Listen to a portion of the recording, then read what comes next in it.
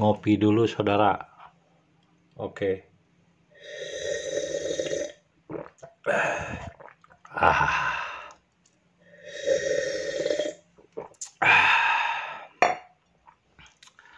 Kita akan santai dan saat ini saya mau ngelukis Nabi Muhammad membelah bulan. Ya, kita siapin dulu paletnya. Nah, ini namanya palet. Gede ya paletnya. Palet itu tatakan buat cat. Ya. Kita akan ngambil dulu cat apa saja yang dibutuhkan. Kali ini saya menggunakan cat akrilik ini. Ya. Banyak cat akrilik yang bagus juga kayak Galeria atau merek-merek yang lain ya. Ini pakai cat akrilik ya, medianya di kanvas.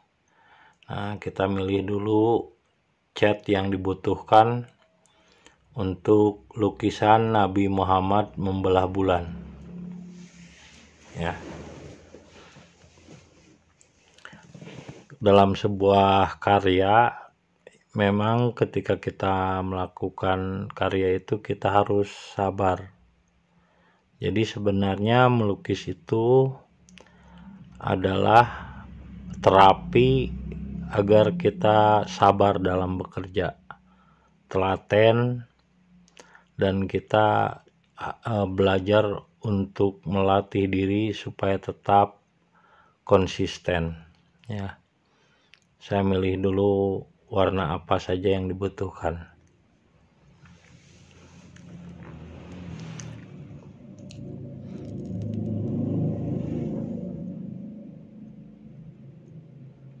Nah, setelah selesai ya cukup 2 warna saja untuk awalnya ya, tambah lagi 1 warna biru mungkin.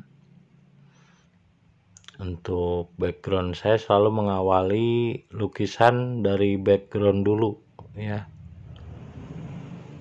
seperti yang diajarkan guru saya yaitu Early Dempster.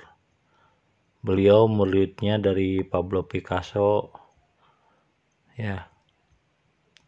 Oke, ini saya harus pakai dulu ini jodok nih.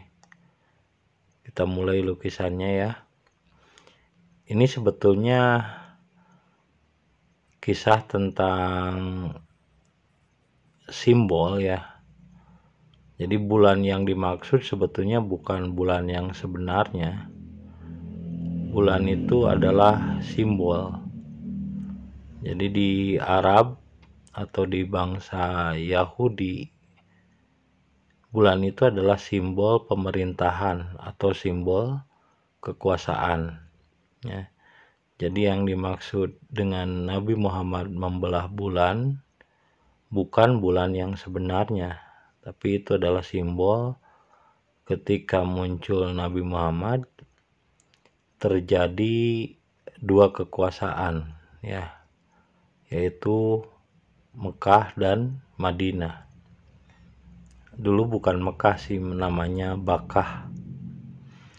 Madinah itu ya yang di Yordania. Nabi Muhammad pada akhirnya kan hijrah ke Madinah ya. Itu tandanya bulan dibelah 2. Jadi bulan dibelah 2 itu adalah hijrah. Ya sama sih kayak Nabi Musa gitu. Lautan pasir, lautan merah itu kan lautan pasir dibelah 2. Ya tandanya ya hijrah, long march. Ya, mereka akhirnya pergi dari Mesir ke Tanah Harapan Baru yang sekarang disebut Israel. Sejarahnya bukan Israel sih, sebetulnya Israel itu karena mereka berjalan di malam hari. Isra Pilail disebutnya Israel ya, karena kalau siang kan panas, jadi jalannya di malam hari kan lewat gurun. Jadi lautan yang dimaksud bukan laut yang sebenarnya. Lautan merah itu adalah lautan pasir, sama seperti Nabi Muhammad membelah bulan, bukan bulan yang sebenarnya, tapi bulan yang dimaksud adalah kekuasaan atau pemerintahan. Karena yang namanya kebenaran itu adalah kenyataan. Tidak ada yang melebihi dari kebenaran selain kenyataan. Nah, kalau kita mikirnya bulan yang sebenarnya terbelah, itu mengayal kayak Thanos. Kayak Thanos sama Spiderman. Ini kan nyata, Nabi Muhammad nyata sih. Kecuali kalau kalian menganggap Nabi Muhammad itu hayalan gitu, kayak Thanos. Jadi yang disebut mukjizat itu bukan keajaiban yang aneh, tapi keajaiban yang nyata. Ya, salah satunya adalah membelah bulan, artinya terpisahnya dua kekuatan, yaitu kekuatan Makkiyah dan Madaniyah. Makanya surat dalam mushaf, kitab mushaf pun terbagi jadi dua, yaitu Makkiyah dan Madaniyah. Nah, itu yang namanya bulan yang terbelah dua. Maksudnya jadi ada dua kekuasaan di Arab saat itu. Kekuasaan pemerintah yang sah dipimpin Abu Jahal, pamannya sendiri, dan kekuatan baru yang dipimpin oleh Nabi Muhammad, yang akhirnya semua orang hijrah ke Madinah, ya, dari Mekah ke Madinah. Dulu namanya Bakkah. Nah, Madinah itu sebetulnya tempat untuk din Allah. Madinah, Makkah itu tempat untuk orang-orang yang kufur, yang tertutup. Makkah, makan likufrullah gitu, tempat untuk orang yang kufur pada Allah. Kalau Madinah, makan lidinullah, tempat untuk jiwa-jiwa yang berserah diri kepada Allah. Madinah itu singkatan, makan lidinullah, tempat untuk din Allah. Makan itu bukan makan kalau kita mah eat atau breakfast ya. Bahasa Arabnya makan itu tempat. Madinah, makan lidinullah, tempat untuk orang-orang yang berserah diri kepada Allah. Jiwa, ya, din itu jiwa. Jadi sebutnya Madinah. Jadi bulan terbelah dua itu adalah kekuasaan dan pemerintahan terbelah dua menjadi Mekah dan Madinah. Nah, ini sketsa awalnya, ya. Lukisan itu sebuah proses, jadi nggak bisa ujuk-ujuk jadi, ya. Karena hidup bukan seperti sulap. Sama seperti Nabi Muhammad membelah bulan, bukan berarti bulan yang sebenarnya. Cuman ini ya di lukisan saya buatkan simbol bulan gitu, bulan dibelah. Tapi itu simbol. Makanya aliran lukisan saya itu namanya neosimbolisme, simbol-simbol baru, ya. Karena hakikatnya ya banyak sebetulnya firman-firman Tuhan yang dari nabi-nabi itu bukan salah, sebetulnya tafsirannya aja. Kadang-kadang tafsirannya jadi melenceng gitu, ya. Jadi salah tafsir. Membelah bulan jadi bulan beneran, padahal bukan bulan, tapi simbol aja. Makanya yang disebut neosimbolisme adalah simbol-simbol baru. Karena hakikatnya agama itu adalah simbol. Untuk bertuhan kan kita nggak mungkin kita memahami Tuhan dengan pikiran. Sehingga untuk itu pikiran membutuhkan simbol-simbol.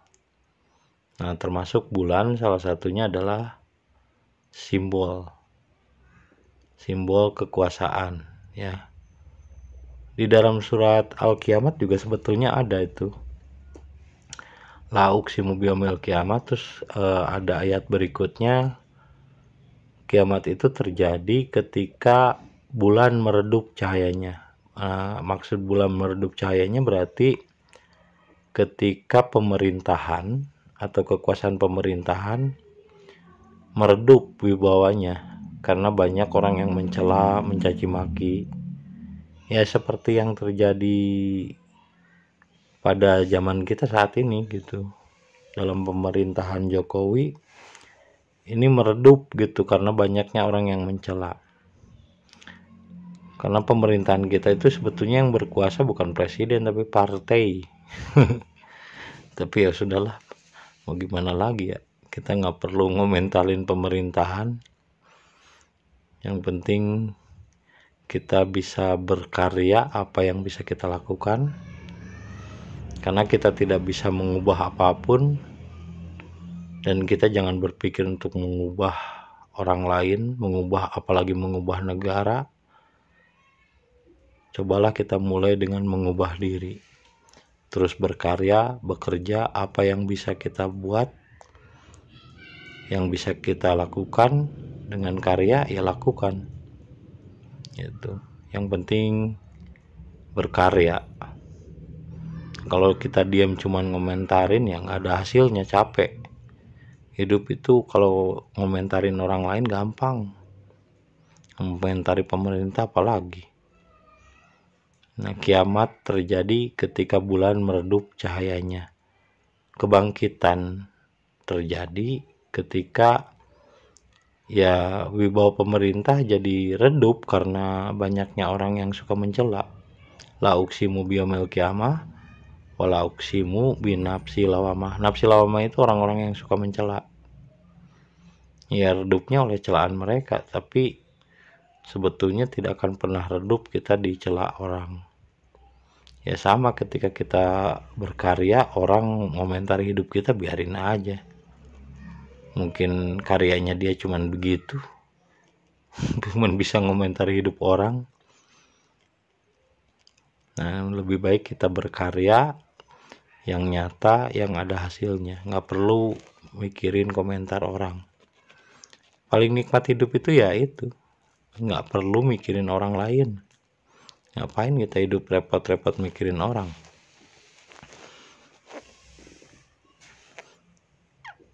Ya, ini prosesnya ya. Jadi seolah-olah nih tanah nih ya, Makkiyah dan Madaniyah itu ardun gitu, tanah kekuasaan. Ya, itu terbelah dua dan terpisah. Jadi saya jadi ngelantur ke sini kemari ya nih. Nah, ini Sound of Silence. Nggak ada musik, nggak ada apa ya, cuman saya ngobrol aja lah. Daripada nonton video tapi nggak ada suaranya, mendingan saya isi ya sambil cerita lah, santai. Ini nikmat sih, sesuatu itu paling enak itu kita nikmatin prosesnya, nggak ujuk-ujuk jadi kan. Ketika Allah menciptakan sesuatu juga tidak tiba-tiba payakun, enggak, ada proses kun payakun. Sama seperti lukisan juga nggak ujuk-ujuk jadi, bukan sulap. Nabi Muhammad membelah bulan juga bukan sulap, itu proses yang lama, hijrah. Emang kita harus memisahkan diri.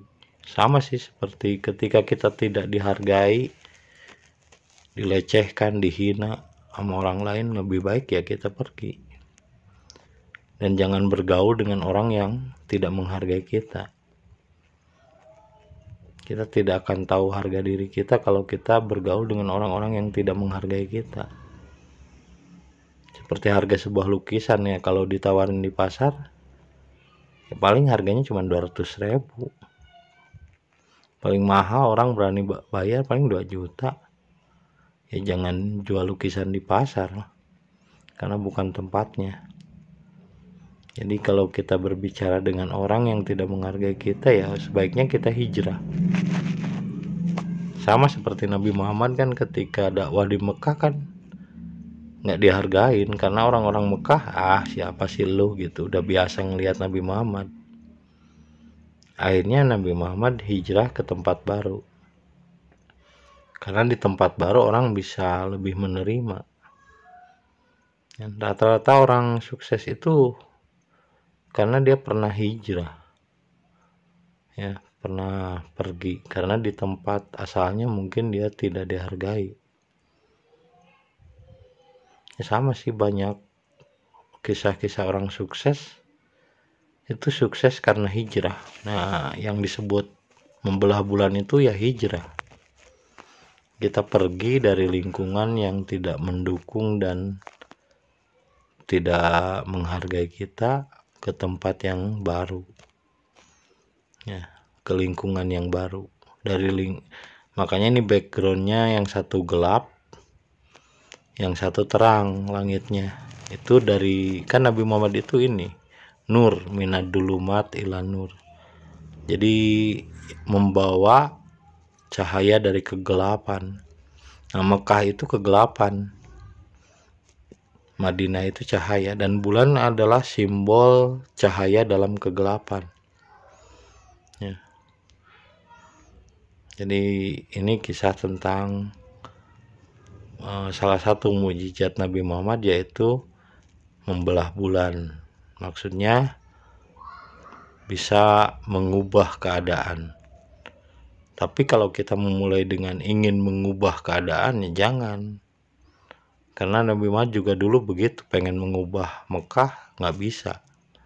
Tapi ketika Nabi Muhammad ke dalam gua mengubah dirinya dengan berserah diri, akhirnya secara tidak langsung ya kekuasaan terbelah dua, bulan terbelah dua jadi Makkiyah dan Madaniyah. Itu karena Nabi Muhammad mengubah dirinya dulu.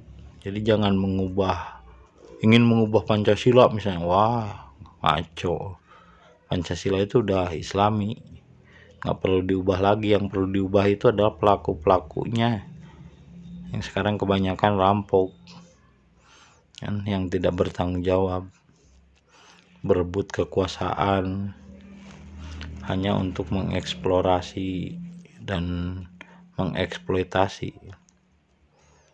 Ya, kita masih dijajah oleh orang-orang yang serakah. Sebetulnya di Indonesia tuh banyak orang pinter, tapi hanya sedikit orang yang jujur. Jadi nggak perlu mengubah apapun sebetulnya. Kita perlu mengubah diri. Bukan Pancasilanya yang salah, tapi ya masih banyak oknum-oknum yang menduduki. Jadi kayak sekelompok binatang monyet gitu nguasain mobil, tapi nggak bisa menjalankan. Walaupun banyak sebetulnya pemerintah juga pejabat yang punya hati nurani, yang ingin memajukan rakyatnya, tapi perbandingan mereka ya nggak sebanding. Ibaratnya 1:100, yang jujurnya 1, yang bohongnya 100. Nah, ini saya lagi nambahin kaligrafi Makkah dan Madinah pakai tinta emas nih. Saya jadi ngobrol ngalor ngidul nih ya. Nih, kalau namanya karya lukisan itu jangan menjiplak. Kalau menjiplak itu kayak anak SD. Kalau waktu ulangan SD kan, waktu ulangan sekolah juga kalau kita ngejiplak nggak dapat nilai.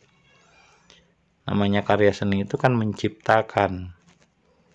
Ya sama sih kayak musik. Kalau kita cuma bawain lagu Dewa misalnya, lagu Coldplay misalnya, ya bukan seniman, bukan artis. Yang namanya artis ya menciptakan lagu lah. Dulu juga siapa, Bang itu yang grupnya itu, Kangen Band ya, dulu dilecehkan karena genre musiknya ya begitu Melayu gitu. Tapi kan kenyataannya ya menciptakan lagu dan ada penggemarnya. Seburuk apapun menurut genre tertentu yang tidak suka, misalnya orang yang suka rock nggak suka dangdut, ya tetap aja kan setiap musik, setiap aliran ada penggemarnya. Dan sebaik-baiknya musik ya menciptakan, bukan menyadur atau meniru atau cuman membawakan lagu orang. Sama seperti lukisan lah.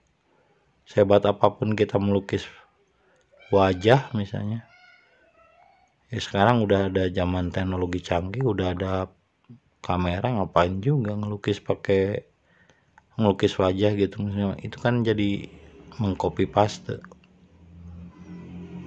Nah, yang namanya lukisan itu adalah menciptakan sesuatu yang bahkan dulunya cuman imajinasi mungkin. Ya sama seperti ini kan. Nabi Muhammad membelah bulan kan ini imajinasi. Tapi maksud saya dalam lukisan ini, bulan yang dimaksud adalah simbol. Simbol kekuasaan antara Mekah dan Madinah. Lukisan itu bahasa verbal, sebetulnya bahasa verbal ya. Lukisan itu sendiri sebetulnya bercerita. Bagi saya lukisan itu adalah media dakwah. Saya berdakwah melalui karya lukisan. Ini salah satunya. Kalau omongan kan kadang-kadang kita salah ngomong atau apa gitu. Tapi kalau pakai lukisan kan ya terserah orang mau nafsirin apa. Kita suguhin aja karya kita. Orang mau nafsirin apa terserah. Kasih judul aja misalnya Nabi Muhammad membelah bulan gitu. Nah, orang mau nafsirin ini itu ya terserah dia. Tapi maksud saya dari lukisan ini adalah bulan yang dimaksud adalah simbol dari pemerintahan. Dibelah dua itu maksudnya hijrah ya, dari Mekah ke Madinah, dari kekuasaan yang jahiliyah ke kekuasaan yang terang benderang, dari dulumat ila nur, dari kegelapan ke terang. Makanya background langitnya yang satu gelap, yang satu terang. Nah, ini saya nambahin ini ya, gambar orang lagi jalan, ada unta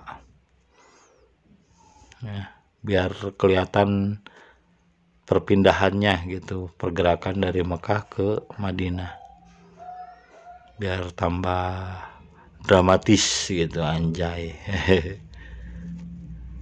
Karya lukisan itu memang butuh kesabaran. Ini saya kerjakan selama 2 hari ya, videonya saya potong-potong, tidur dulu lah, tidur lanjut lagi, tapi dipercepat soalnya kalau dilambatin ya lama, durasinya bisa sampai 3 jam. Kalau dipercepat kan paling cuman 25 menit. Yang penting endingnya. Kalau orang kan kebanyakan pengen lihat hasilnya aja, nggak mau ngikutin prosesnya. Nah, ini proses dari awal. Ini kamera terus dipanteng ini. Nah, ini lukisan ya. Nah, ini. Nah, kalau yang karena itu yang tadi terang jadi backgroundnya, jadi gambarnya hitam. Nah, kalau ini backgroundnya gelap, jadi gambar orang-orangnya putih. Biar apa sih? Biar kontras lah itu. Jadi kalau seni juga kita harus tahu estetik warna biar menarik. Cuman ini agak ini ya, lightingnya kadang nyala kadang enggak, lampunya sepaneng ini kayaknya. Nah, ini ya, ini proses hampir selesai nih. Nah, jadi kelihatan ya perpindahan dari Mekah ke Madinah, yaitu maksudnya mukjizat Nabi Muhammad dapat membelah bulan, yaitu terpisahnya kekuasaan. Nah, ini hasilnya ya, Nabi Muhammad membelah bulan, yaitu hijrah dari Mekah ke Madinah ya, kekuasaan menjadi dari gelap ke terang benderang. Nah, itu saja lukisan yang saya buat kali ini. Semoga menjadi inspirasi dan hidayah bagi kita semua. Terima kasih atas kesetiaannya menonton video saya, dan saksikan terus video-video berikutnya. Sampai jumpa lagi. Jangan lupa kopi ketika otak perlu inspirasi.